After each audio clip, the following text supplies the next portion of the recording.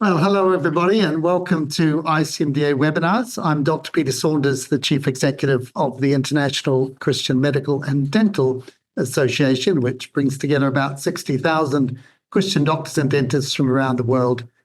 And today on ICMDA webinars, our 253rd, we have Dr. Shari Falkenheimer speaking on the subject of life coaching. What is it, and can it help me? And I'll be introducing her fairly shortly. So here's Shari. Hi, Shari. Great to have you. And today's subject, athletes, we're told, hoping to become Olympians, need a coach to maximize their performance. Life coaching, like athletic coaching, helps a person or group improve in an area of interest or concern. It's based on the fact that the person or group knows themselves, their situation, and their options best.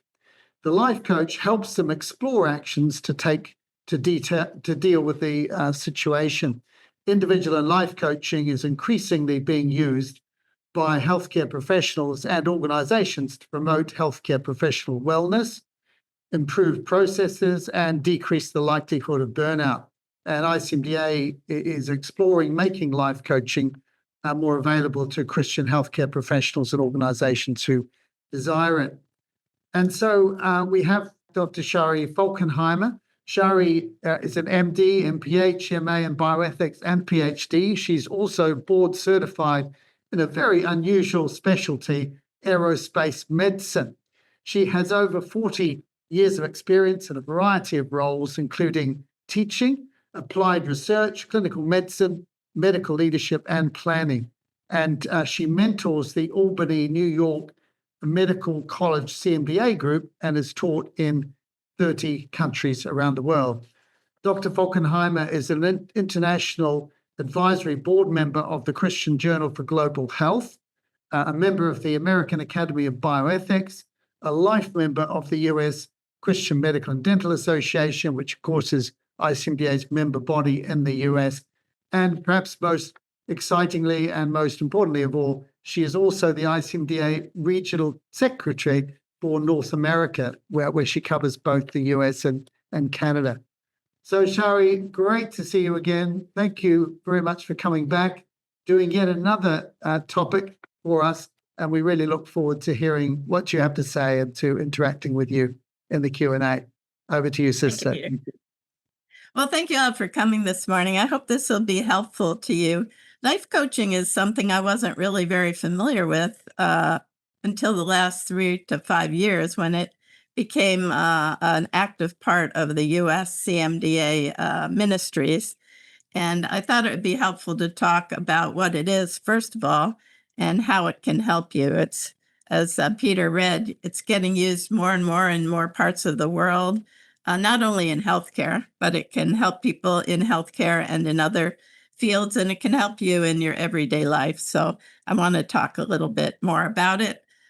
First, clarify what it is, maybe a new term to you, and what it's not, how it works, what benefits you can get from it or see, and how you can try it, just have a session and see what it's like. So first, let's talk about what it is and is not. Where does this word coaching come from? Well, the word coach in English is a word that was used for vehicles, usually horse-drawn vehicles, that would get a person from one place to another. So that's what coaches try to do, to help a person go from one place to another. You're probably most familiar with this kind of coach, the sports coach, the Olympic coach. This type of coach is the person who is in control of the team. They tell them when they're going to practice, what kind of drills they're going to do. They're there during the game. They decide who's going to play. They can pull people aside and take them in and out, or they can pull the whole group together to tell them to do something different. So they're really the person in charge, and they are directive. They tell the team how to carry out their game. The type of coaching I want to talk about, life coaching, is kind of the opposite. It's where the coach is a person that's kind of a resource person for someone who wants to learn more or deal with a particular issue or area. Maybe they feel stuck, they're trying to make a decision. They don't think all of the options they can think of are valid, and they want to see what other ideas they could come up with. Maybe they have a relational issue and they want to think it through and see how they might be approaching it, or it can be approached in a different way. So in this case, the person being coached is in charge and the coach just assists them. So the coach listens as the person shares and then tries to use things like questions, metaphors, summary statements to help the person expand their thinking. Like they may say, who else could help you with this? Or uh, what can you do to overcome those barriers? Or if there were no barriers, what would your dream be? What would you like to see happen? So those are the kinds of things that the coach can help the person being coached or the client with. I want to make clear that life coaching is for healthy people. It's not counseling. In counseling, you're looking at the person's past. You're discussing issues in their life that need change, of course, but it's related to mental health problems. And life coaching is the opposite. It's for healthy people who want to work on some area.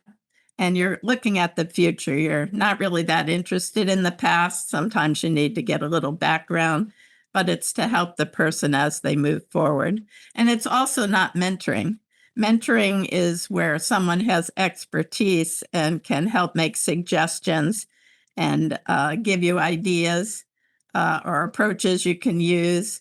But coaching is not directive. It doesn't give any suggestions. It just draws out the person.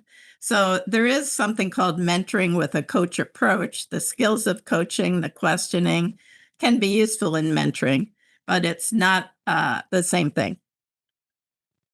So this is the definition by the international body that accredits coaches.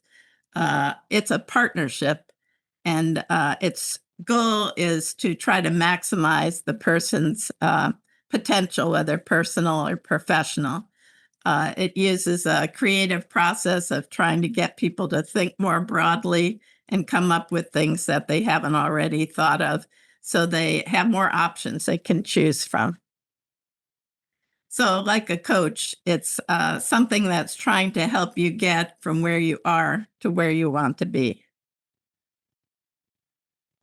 So just to outline again how it takes place, the person being coached decides what they want to talk about, and they make the decisions on what they're going to do and what actions they're going to take. The coach just uses questions, asks them different things, clarifies the issues, and helps them get there. So it's about getting more insight and finding acceptable action to move forward. And it requires trust. It's part of the coaching agreement is that it will be confidential, so the person can be open with the coach.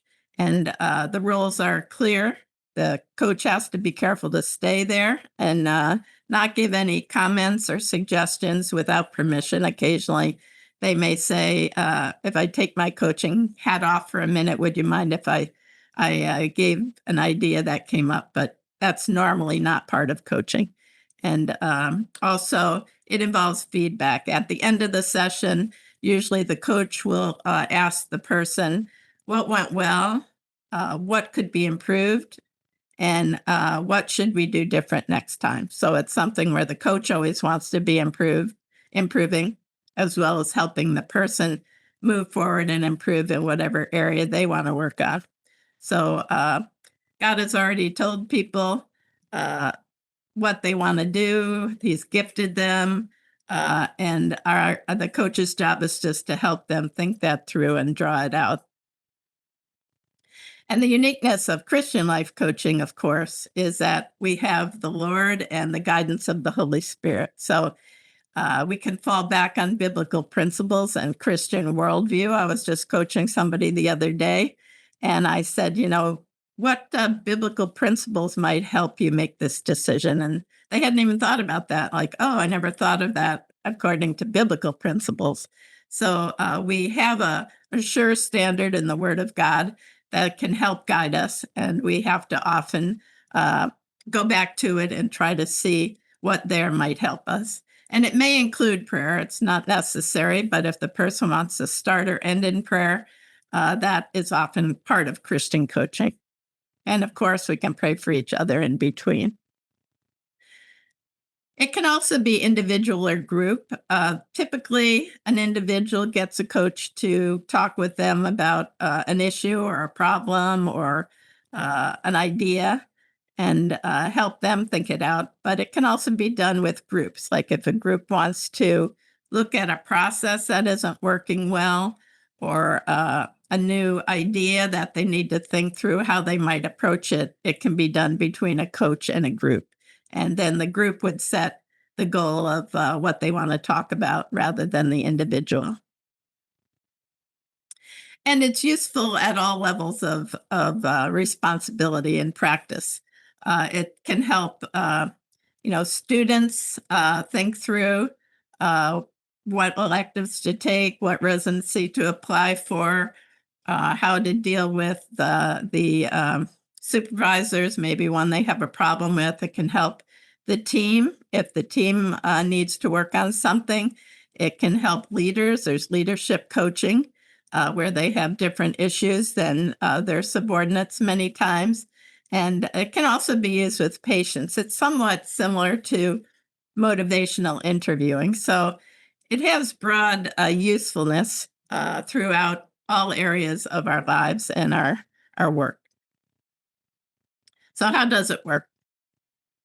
Normally, first there's an intake form. It's usually fairly brief with the information on the person's name and contact information, their training, a little background, what goals they have, what areas they'd like to work on over time, especially if the coach and the person being coached don't already know each other.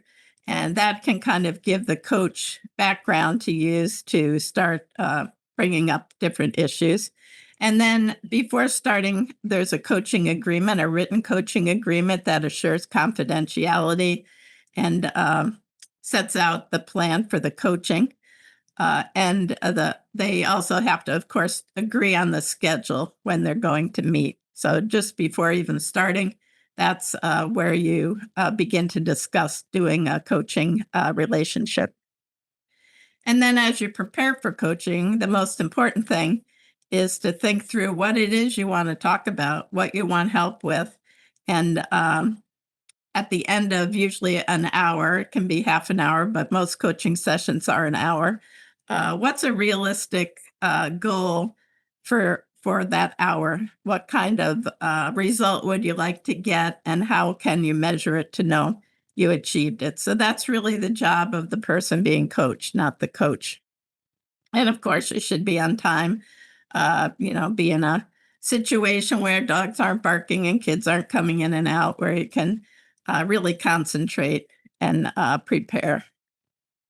So this is what a coaching session looks like. The person who is being coached at the initial part, the coach will ask them after a little bit of opening connection and chat, what would you like to work on today? And they give that person some time to talk about it, to outline where they are and what the issues may be. And then if they don't mention what result they want, the coach will try to get them to articulate or to tell what they would like to see at the end of the session. Maybe they want 3 steps to take, or they want 3 new ideas, but something that's measurable so you know whether or not you achieved it. And then once you get past that point, the coach starts to use questions, maybe metaphors, sayings, different things to try to get the person to think more broadly. Like they might say, who else could help you with that? Or if there were no limitations, what would be the ideal solution? And so the person gets time to think. There's often some periods of silence where the coach lets the person being coached think through answers to the question. And then once a broader view has been achieved, of course, you can't do everything. So then the person who's being coached needs to decide what's the best choice of the different things, what's going to be the reality, and what are you going to do. So what are some of the benefits? Well, as I already mentioned, it helps you move forward to places you want to go, but maybe you can't go by yourself, that you need some help for, and ones that may be more effective for you. Since we all know the most about our own life, we're the best ones to decide what would work. We don't have time for the coach to go into great depth about your past and get to know you in a way they could understand what would work for you and how you think as well as you can. So it basically relies on God has his image in you. He's gifted you. You know about your own life, and you're the best one to decide what to do and how to get where you think he's leading you. And then I think we all have seen that we tend not to do what we're told, but what we tell ourselves to do. So if we set a goal, it's much more likely to be achieved than if somebody tells us to do something. And these are some other things, of course, that can guide you at different steps of your life. One important thing is it can overcome limiting beliefs where you think, oh, I can't do that, or I have these constraints. It can help broaden your thinking and overcome things that might not even be true, kinds of limitations you think you have, but maybe as you think through, there are ways around them. It can help you set goals and plan action, say for a project or some area that you want to carry out. It helps you think more about yourself and become more self-aware. And it can build your confidence as you go through it. You choose actions, you follow through on them, and give you more resilience in not just being stuck with problems, but moving beyond them. So these are some other things articulated a different way. It can help you make your dreams a reality, or at least get closer to them than you have been. I mentioned limiting beliefs. Often it makes you more optimistic as you make progress. You get new insights and ideas. It can help you as you're moving up in your career and dealing with different levels, helping you set boundaries so you don't get burned out and you have good work-life balance. And it also gives you support as you're trying to deal with these things. So, what topics can we coach on it? There's almost no limit to them. You can see here a very common one is change or transition. We all go through many transitions, whether it's what medical school or nursing school or professional school should I go to? What specialty should I apply for? What job should I take when you graduate? Where do I want to live? Uh, do I want to start having children now? Just any kind of transition in life, marriage, different things like that. And often, too, it involves thinking through how can I keep my faith and use it in my work? How can I integrate work and life and also balance work and life so that I don't get burned out? If you feel like you need to improve your efficiency or manage your time better, you can coach on that. Since it's Christian coaching, you can talk about areas where you want to grow more spiritually and try to think through how to do that. If you have relational conflict, you can get some better ideas or more broad ideas of how you can deal with it if what you're doing is not helpful. If you're a leader, it can help you a lot in new responsibilities you have, and also in ministry and mission. So these are some of the things, but you can probably think of others that it could help you in. And each coaching session may be different. One, you might work on one area, or you might do it for several times, and then you might change to another. And this is increasingly being used by healthcare professionals and organizations. We have a huge amount of burnout in healthcare professionals throughout the world, certainly here in the US, and it can help people stay more well and have a more balanced life so they can continue to work in their profession without getting burned out. And they can decide sometimes maybe you need to change jobs if you have too many restrictions, but it can draw out different options you can choose from. Should you cut back to less hours, change jobs, for example?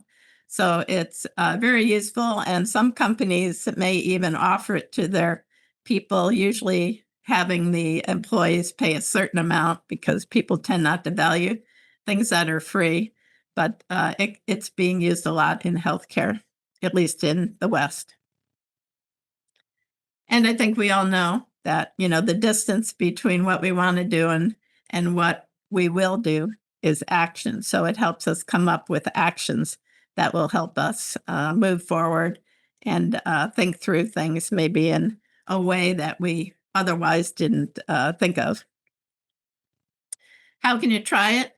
I've taken 3 coaching courses already and am on my way to getting a credential. I'm not fully credentialed yet, but as I'm building my coaching hours, I would be glad to give you a sample practice session for an hour or so. You can email me at my ICMDA address and at least get a taste of it to sample it, see is it something that would be helpful to you.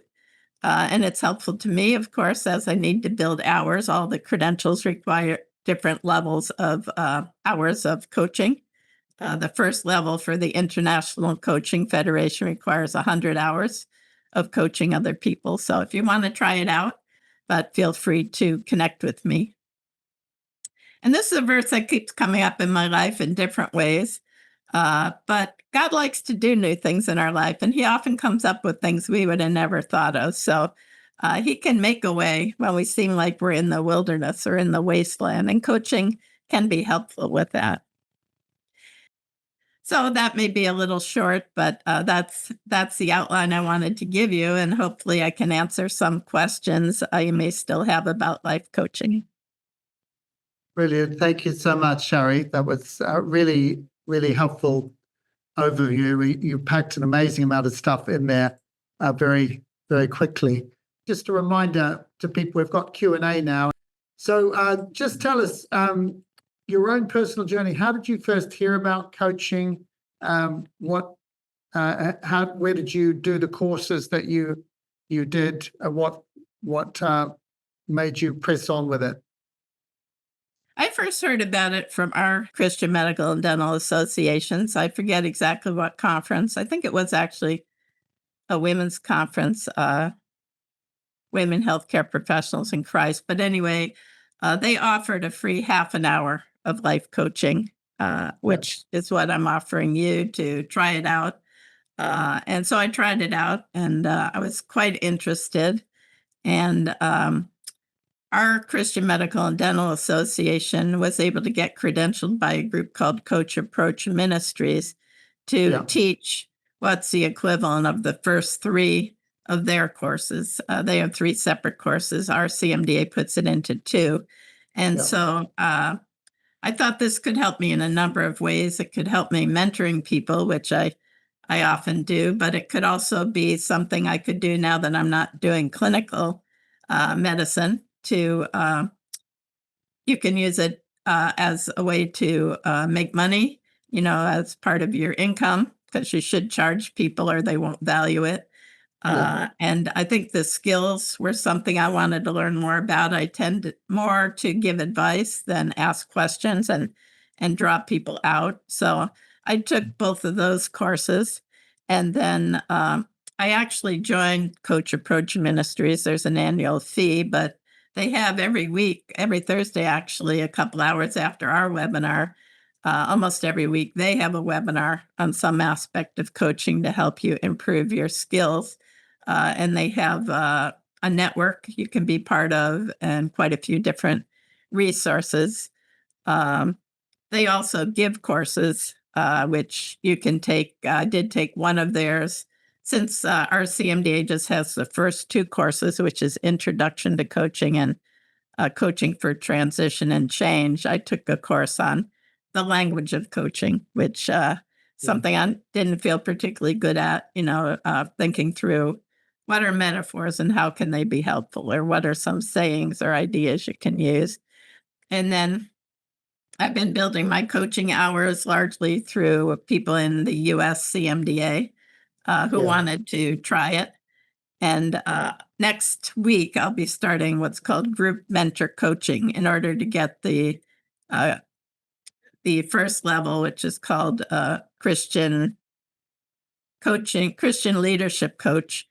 You have to take this where you're in a small group where you take turns coaching people and getting feedback from an expert coach. And then once you complete that and you have the 3 courses you need, you can get that credential. So I'm working on that with the idea that I also want to get the international credential. Some of you know I'm planning to work overseas now that I've retired here, and I hope I can also use it wherever I am. Yeah. And have you how much experience have you had personally of being coached as opposed to coaching others, and how important is it for someone to know what it's like to be coached in order to become a coach? I haven't really done paid coaching, but part of the course is coaching each other. And you get some feedback when you're doing that. And so each course probably has a few hours where you're either coaching or being coached for each person. And then also to build hours, the CAM, the Christian, the Coach Approach Ministries has what's called the coaching exchange. So to build hours, people sign up for a quarter of the year that they'll be coached for 10 hours and they'll coach somebody for 10 hours. They're different people. But so I've probably been coached about 15 or 20 hours total. Okay. I've coached people about 30 some hours now. Yeah. Now, we've got a number of questions about what makes coaching different from other, talking approaches, if you like. And people are mentioning in the questions here, one person says, how does it differ from spiritual direction? Another, how does it differ from mentoring? You've mentioned counseling as well. So what, and you've gone into this some way already, but how would you encapsulate what makes coaching different from these other helping approaches? I think the biggest thing is that it's future oriented, where counseling is usually dealing with problems that occurred in the past and requires some type of healthcare credential as a counselor, usually. And it's not directive. All the others, I don't know a lot about spiritual direction, but from the term, it sounds like the person is either suggesting or telling you to take certain actions. And mentoring, you would do a similar thing in that you would bring up different options, but usually the mentor is the one who would say, I did this kind of thing and it helped this way, rather than asking the person, what do you think would happen if you tried something new or something like that? So I think the main thing is that it relies on the person to be the expert, not an outside person to tell them what to do or to suggest things or to tell their stories. Yes. And as you say, in order to be a good mentor, you need to have more experience than the person you're mentoring, whereas in fact, you can coach someone in an area that you've got very little life experience in, so long as you know how to ask the right kind of questions. I was talking to a colleague who does coaching, and he's a medical person, but he was coaching people in an electrical engineering firm. So it doesn't, all the coach has to do is drop people out. You don't need to know the person's field. Yeah. Now, right at the beginning, you drew out the difference between coaching and counseling. And someone is asking here, it's an anonymous question, but if you're unhealthy in some way mentally, can coaching still help you, or would that exclude you from coaching? In other words, you should be seeking a different kind of help.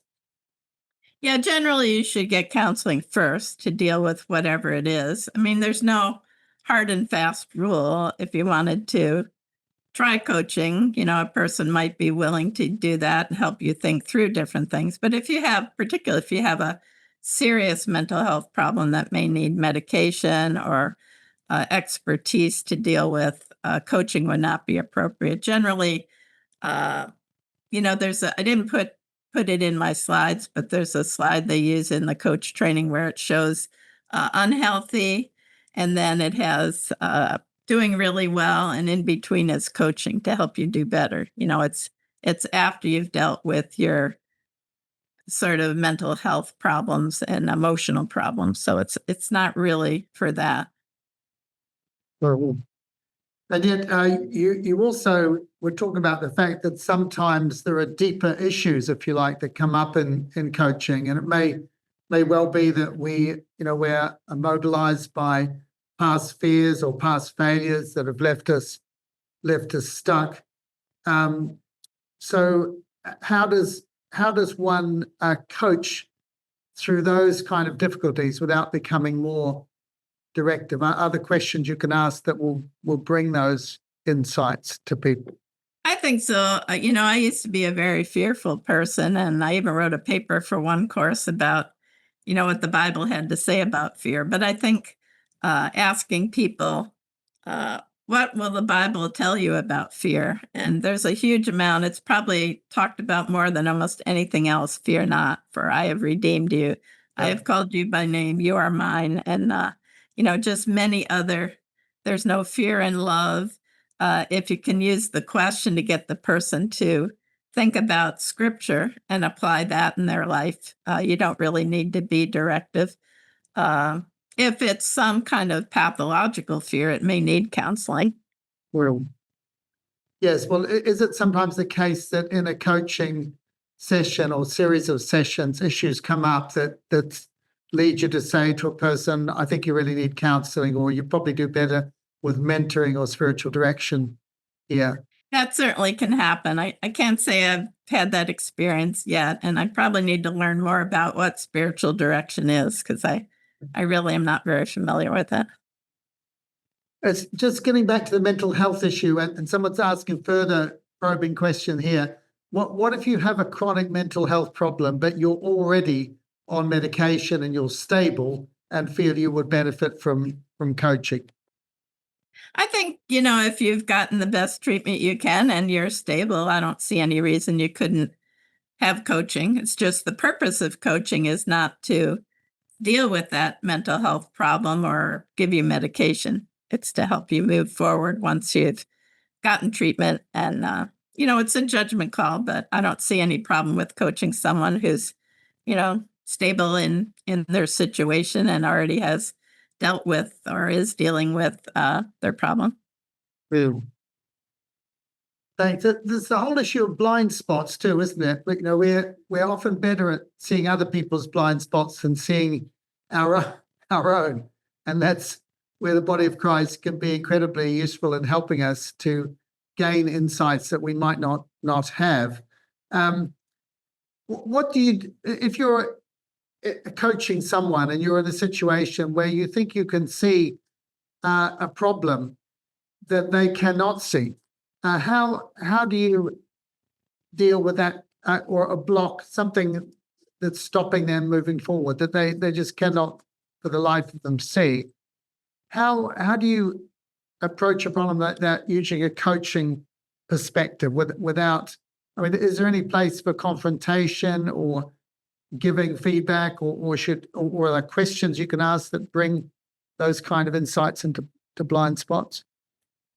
Well, certainly a coach would first try to use questions and comments to get the person to think about it. What are the barriers that are keeping you from moving forward?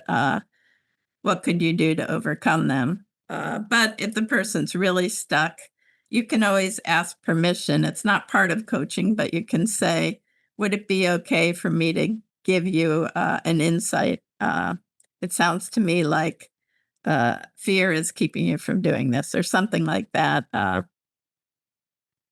But you usually would get permission, and it's not part of the typical coaching session. Yeah. Now, how we've talked about the different kinds of helping approaches. We keep coming back to this, whether it's counseling, spiritual direction, coaching, mentoring, and so on.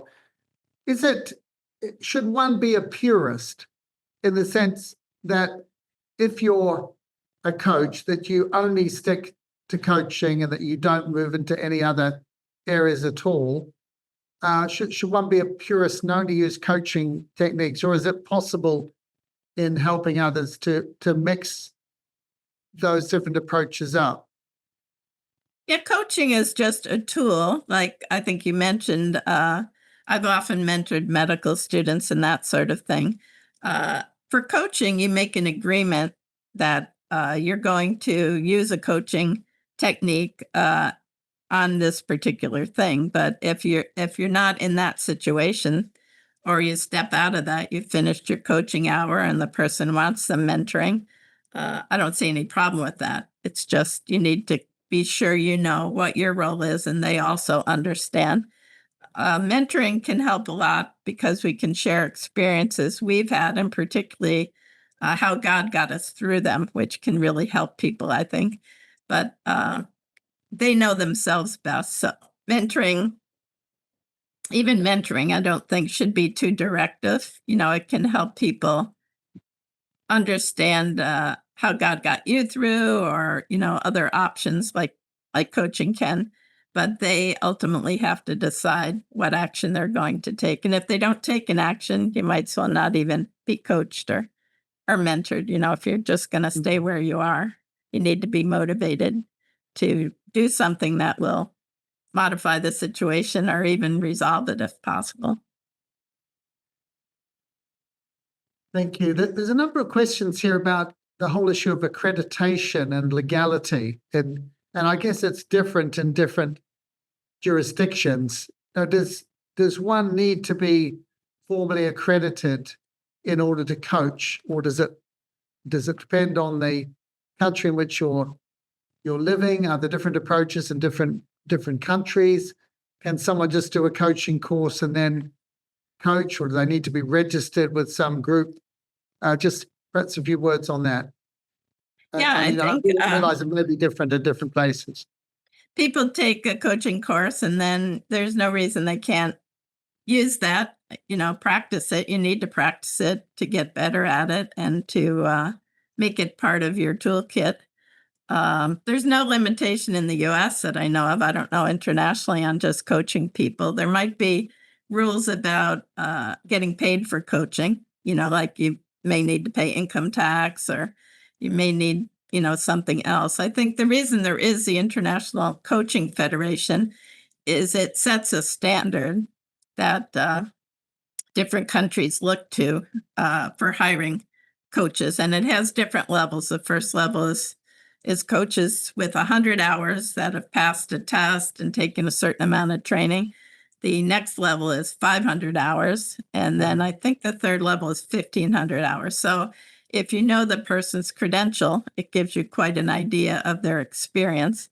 As far as there's no licensure required in our country that I'm aware of. I don't know, in other countries there might be, but it's a tool. Some people just take the first course, Introduction to Christian Coaching, and use it in discussion with people. It can help you learn to ask questions better and draw people out rather than always telling them what to do. And then it's not officially a coaching session, but the tools are useful. So I think as far as the rules in your country, that's something you'll have to check out. But the credential of the International Coaching Federation, as far as I know, is accepted internationally.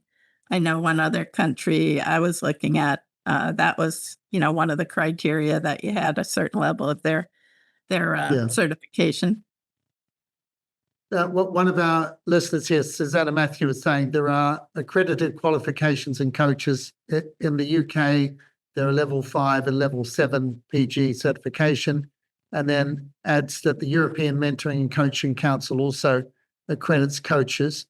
I think it raises the question, how, if you're looking for a doctor, or a builder or an architect or, a chef or whatever, you'd want to know that they were properly qualified. How does one go about finding a coach, whether it's coaching in one's work or more broadly life coaching, without ending up with someone who perhaps doesn't know what they're doing or might take a lot of your money for no good effect? How does one find a good coach? Well, most people who do coaching for money have a website, or you can find them online. And I would look for their credential. One reason I told you I'm still working on the credential is an ethical issue that, I'm able to do coaching, but I want people to know I'm still a learner. The group mentor coaching that's required to get any of the credentials kind of is a check to ensure you're doing coaching correctly, that it gives you feedback and tries to identify bad habits before they get too ingrained and help you. And it's usually very experienced coaches who provide that feedback. And to get the final credential, you have to have a couple of recorded coaching sessions that you send in, and they're evaluated by a very experienced coach according to specific criteria, competencies. The International Coaching Federation has specific competencies. And then you also have to pass a written test. So if you look for the credentials, there probably are other groups I don't know that accredit coaches. So you'd need to, look at what do they have after their name as far as credentials. Some people have ACC, which is the 100-hour person. PCC is a 1,000-hour person, 1,500-hour person. But I would look at their credentials, not just pick anyone. And people like me who are still working on accreditation should make that known. And that's one reason I'm offering it free. The 100 hours you need for the International Coaching Federation, 80 of those need to be what's called paid coaching. But it doesn't need to be a lot of money. It could be, somebody buys you a cup of coffee, or it can be what's called exchange coaching, like I was telling you, where you sign up to be coached for 10 hours and someone else coaches you for 10 hours. So looking at their credentials, just like, you wouldn't go to someone who said they were a doctor and didn't have an MD or a DO or whatever, MBBS or whatever your credential would be in that country. And you don't have to be a doctor to do coaching. You don't have to have any medical background. But I think we have a particular niche in helping coach healthcare professionals because we've been through it and we understand better kind of the situation you go through, and hopefully we can ask more appropriate questions that will help the person. Cool. And how much do coaching courses cost? And I guess it depends to some extent on the qualifications of the coaches and their level of experience, and obviously in different jurisdictions and countries is going to be different as well. But your coaching experience will be in a Western context initially. So what would a coach charge in the US for an hour? It depends on their expertise and situation. For the courses, I've mainly taken them from Christian Medical and Dental Association and Coach Approach Ministries. They tend to be in the hundreds of dollars and go, maybe 10 weeks or so online for an hour and a half a week with some preparation. The group mentor coaching, because you get so much feedback and it's more intense, is quite a bit more, probably around $1,000. There are some schools, I think, that even give some type of a master's or something in coaching. You don't really need that, but if you've never done anything like that, most healthcare professionals have mentored people and have experience interviewing people. So you're not starting without any experience, like a person who's never done anything like that. So I think we already have some skills that easily help us adjust to being a coach. We just have to have a different mindset. They talk about the coaching mindset, which is not to tell, but to ask and draw out. Yeah. And how about for a coaching session? If you had an hour-long coaching session and you were paying someone who was fully qualified, what would you expect to pay in a Yeah, that depends totally on the person. I think our CMDA trained coaches, it's like I think it's in the range of a couple $100 an hour. Leadership coaches for high-level leaders can be much more expensive. So it can also be much less. I think some Christian coaches will adjust the charge to the level of income of the local people. A low-income country, if you're coaching somebody there, it could be something very minimal.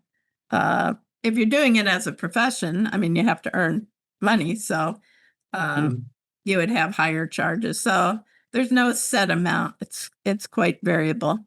But it is important for the person being coached to have some skin in the game, we say, to have some resources committed to it, because there's a lot of evidence in the literature, a little surprisingly, but that things that are free tend not to be as valuable or effective. Like there's a course called Perspectives on the World Christian Movement that I used to be trained in coordinating, and they didn't recommend letting any church pay the full amount for any of their students because they almost never finish.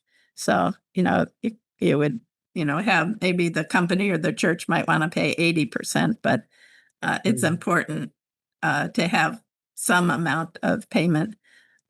With the coaching I'm doing within our CMDA and ICMDA, I'm not charging the people, but I'm actually getting a small amount out of my work funds that count as Christian coaching. It's just like $4 an hour, but it makes it count as paid coaching. Yeah. Can a non-Christian coach a Christian effectively? Yes, I think it depends what you're coaching about. Of course, if you want to talk about spiritual growth or improving your spiritual disciplines, they aren't able to help you with that probably. And it is important to know what their values are, because many people who aren't believers will have very different values and may try to lead you in a direction that goes against biblical principles. But there are many things, like you want to improve the process at the hospital. There's no real reason, someone who's not a believer yet couldn't help you think through other options for the process or other ways you could address an issue. And how about cross-culturally? You talked about international coaching, and I know you've worked in a large variety of different countries. You'll be going abroad again in the future. Can you coach someone from another cultural background effectively, or should you really choose somebody within your own cultural group? I think it's a little like counseling. It can be difficult to do cross-culturally if you don't really understand the local situation. And there are a lot of countries where direct questioning is not really accepted, where people talk around things or use a mediator. So if you're a person or you're in a culture where you find it offensive to have direct questions, I don't think you could really use a coach. The coach can try to adapt to some extent, like if they've lived in your country. Of course, in our country, in the U.S., we have people from all over the world. So, some are born here, even from other countries that their parents came from, and they really understand American culture. Others maybe have moved here and are in between, they're adjusting. So it depends a lot on the person, but I think it would be quite restrictive if we felt we could only coach, people from our own language and culture. because we're using questions and helping them to think it through. We're not telling them what to do. So they can judge, is this an acceptable option in my culture? Well, you talked about part of coaching is discovering limiting beliefs that a person might have, or self-limiting beliefs. In a medical context, in CMDA's experience, what are the kind of limiting beliefs that are most commonly seen amongst Christian doctors or dentists? I haven't really studied that. I think a lot of times it's our own personal beliefs that this is too difficult for me, or I can't do it, or I'll never succeed. And by asking the people to explain, what's making them think that, is that realistic? What would other people say? You can help them, but I can't think of specific limiting beliefs to mention. Okay, but in terms of, if you like, the presenting complaint or the presenting problem, when Christian doctors or dentists are seeking coaching through CMDA, for example, what are the main issues that they come to seek coaching with? Well, I think two really big ones is work-life balance. Everybody's so busy, and a lot of times we haven't really stepped back to say, is God leading me to do all of those different things? What things are more valuable than others? How would you rank them? And transition is another big one. When you're trying to decide what residency, you're getting ready to retire. How can I best prepare for retirement? I would say those are pretty common. Brilliant. Well, we could go on for a lot longer, I'm sure. And we've run out of time, sadly, so we have to draw things to a halt. So I hope you've enjoyed the session. Thanks very much, Shari, for sharing your expertise with us once again, being willing to be grilled about this issue as well. Just one brief comment. You will have my email, so if there's some question you have we didn't get to, I'll try to answer that. So feel free to ask me a question as well as request a practice coaching session. Brilliant. We'll make it possible for you to email Shari from the website as well. So we look forward to seeing you again soon on ICMDA webinars. May the Lord bless you and keep you. Thank you.